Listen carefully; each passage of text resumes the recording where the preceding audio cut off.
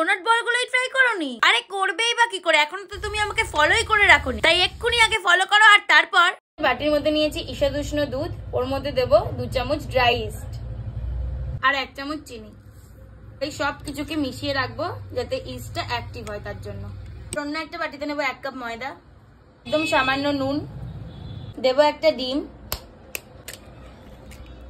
আর active dry ইস্টটা। এবার এই সবকিছুকে খুব ভালোভাবে মেখে নেব। ডোয়ের ঠিক এই পর্যায়ে এর মধ্যে দিয়ে দেবো 1 স্পুন বাটার। থালার মধ্যে খুব ভালোভাবে অয়েল ব্রাশ করে নিয়েছি। এবার এর মধ্যে ওই ডোটা দিয়ে 5 থেকে 7 মিনিট খুব ভালোভাবে মেখে নিতে হবে।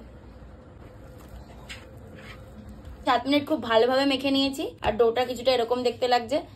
পরে আমি কিছুটা ময়দাও এর মধ্যে অ্যাড করেছি। এবার একটা বাটিতে অল্প একটু অয়েল ব্রাশ করে নেবো। এই ডোটাকে এর মধ্যে রেখে একটু ফোলার টাইম দেবো। যে কোনো উষ্ণ জায়গায় রাখলেই কিন্তু এটা খুব ভালোভাবে ফুলে যাবে। এখানে দেখতে পাচ্ছ আমি 10 মিনিট মতো রেখেছি বলে এতটা ফুলেছে। তোমরা আধ ঘন্টা রাখার চেষ্টা করবে, তাহলে দেখবে পুরো বাটি ফুলে ফেপে উঠবে। দেখো এটা কতটা নরম হয়েছে। আর এটাকে খুব ভালো করে মেখে নিতে হবে। এখানে আমি একটা ডেয়ারি মিল্ক নিয়ে নিয়েছি, ওইটাকে ভেঙে নেবো।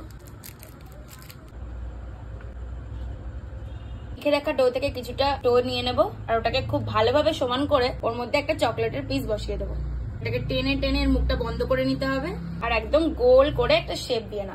তাহলেই তোমাদের ডোনাট বলগুলো একদম রেডি।